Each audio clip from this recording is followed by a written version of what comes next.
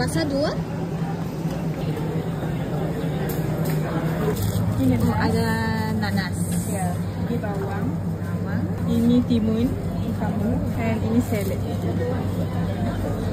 Memang ada telur. Ya betul. Harga ini RM6. Ini bukan berapa namanya. Sudah 20 tahun.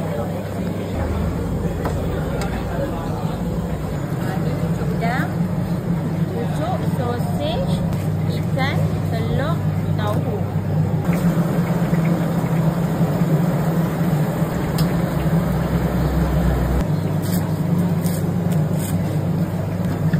Yang ni kuah sate. Kuah sate kuah kacang.